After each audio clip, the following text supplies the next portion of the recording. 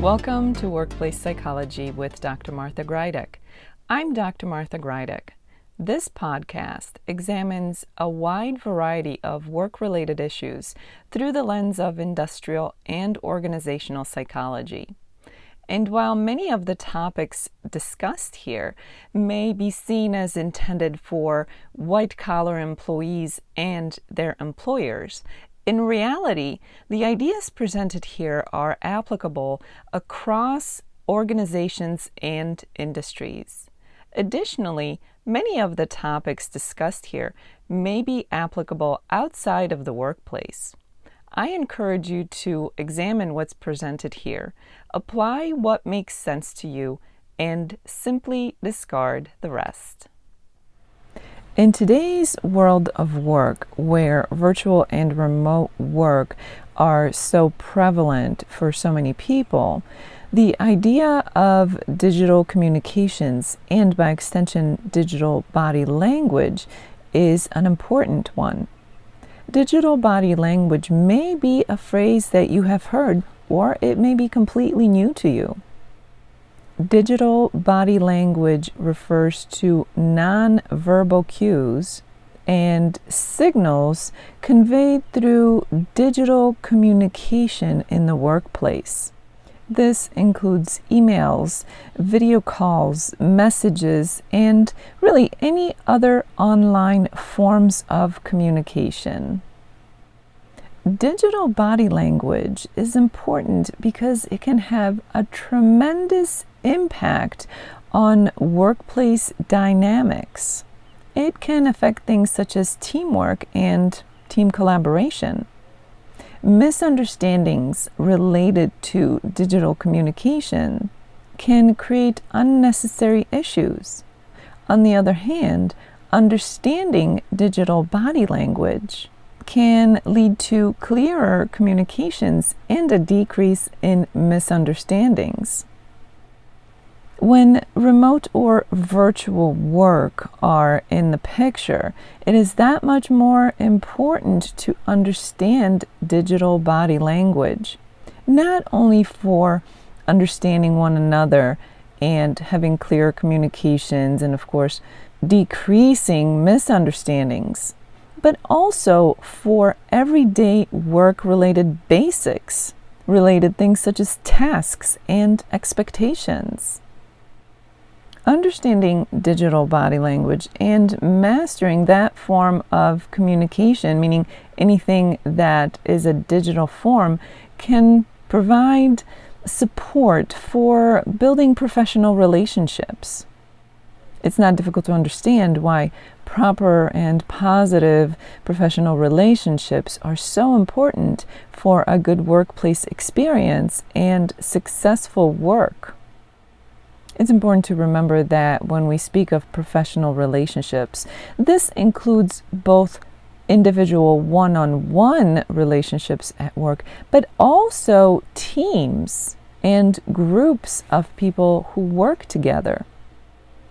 You're probably familiar with examples, whether this is from your own experience or something you witnessed, where miscommunication took place, be it via email or messages, video conferences, or any other online communication. And you may have witnessed just how much trouble that has caused. Let's talk about some of the key elements that are related to digital body language. One of the biggest elements is that of presence indicators.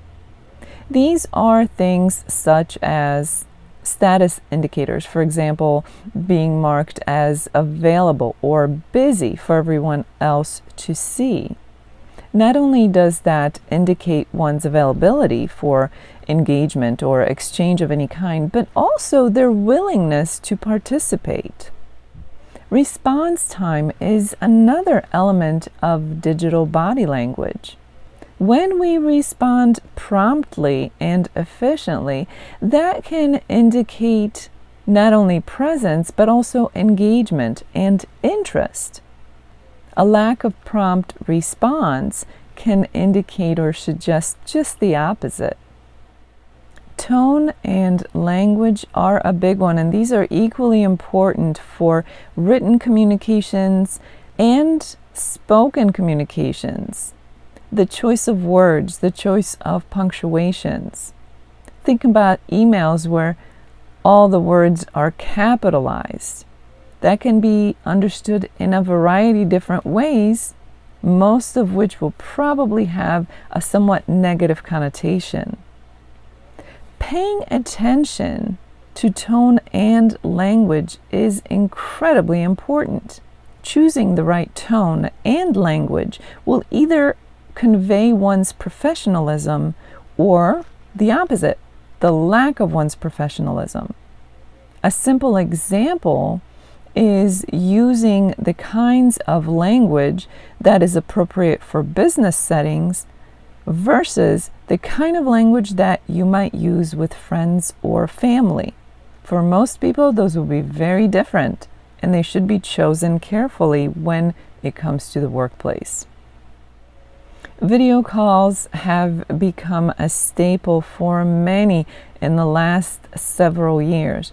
Behaviors during video calls are a tremendously important element in digital body language. Making eye contact, looking interested and paying attention, being responsive and engaged go a long way. On the other hand, walking off screen, fidgeting, moving the camera around, or doing other things while on a call, like other work or even eating, can be incredibly distracting for others on the call, not to mention disrespectful. It conveys a message of disengagement and disinterest. Although the use of emojis and GIFs has traditionally been reserved for non-work communications, these are seen in work communications more and more often. Because of that, they can be considered one of the elements of digital body language and must be considered carefully. When it comes to professional exchanges, professional communications, the use of things such as emojis can be considered as being right on that line between professional and personal communications. This is one where we should be very careful in choosing to include in our work-related communications with others. Now that you know some of the most important elements of digital communications and digital body language, it's not difficult to take the next step and review your own style of digital body language. Where do you fall within the guidelines of the presented elements? Do you tend to keep your style of communication professional, engaged, and respectful? Or do you cross lines that don't really serve you or your colleagues? This is an open invitation to check your tone, check your language, check your behavior, and things such as clarity of your writing. Remember that clarity doesn't necessarily call for volume, but rather refers to preciseness in your writing and your communication. Lengthy emails and wordy monologues tend to lose your audience's attention quickly. When it comes to digital body language, everyone has the responsibility of being aware of what message they are conveying to those around them, but also of making any adjustments where adjustments are needed. So the responsibility of improving your digital body language falls largely on you. However, the employer also plays a role in this. Any organization would be remiss if they did not provide some kind of comprehensive training to their employees in terms of digital communications and digital body language. This is especially important where remote or virtual work are part of the experience. And even for organizations where all or the vast majority of employees are on site, it's important to remember that there is a great deal of digital communication between your company, your workforce, and people outside of the company, whether that's customers, clients, vendors, or anybody else that is in contact with the organization. Having said all that, let me summarize by saying that mastering professional communications, whether it's in person or in a digital form of any kind, is absolutely critical in today's day and age. And while I invite individual employees to pursue such mastery, every employer has the responsibility of providing proper comprehensive training to their employees. As this episode comes to an end, let's review what was discussed. In today's world of remote and virtual work, digital communications of all kinds have taken a prominent place in the workplace experience. As such, digital body language is an important topic for consideration. Whether we're talking about emails, messages, video conferencing, or any other online form of communication, failure pertaining to digital body language can lead to many issues. However, when digital body language is mastered, it can bring tremendous benefits to the workplace experience, not only on an individual level, but also on a team level and the organizational level.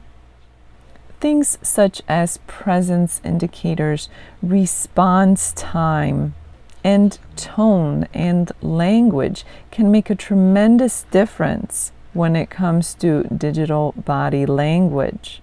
Remember that video call behavior can make or break everybody's experience. And keeping on the professional side over personal side of communications tends to be the best choice when it comes to the workplace.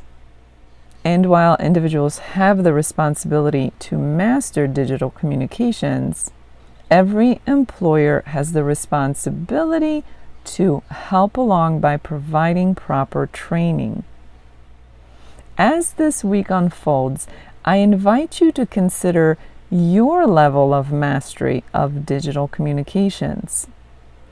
And while it's easy to assume that you have mastered these communications because, after all, this is such a big part of our everyday experience, it may benefit you to seek out feedback from others. People who have engaged with you in any form of digital communication may be able to provide valuable information for you, which you can then take as a guide for how and where you need to improve. For those of you who experience this podcast in an audio-only version, I encourage you to check out my YouTube channel, Stress Free with Dr. G, where you can find the video version of this podcast. While you're there, check out some of the other videos which focus on stress management. Stress Free with Dr. G is on YouTube, and the link for that is in the description below. Thank you for joining me today. Please subscribe to this podcast. I look forward to seeing you here again next time. Until then, I wish you joy and well-being.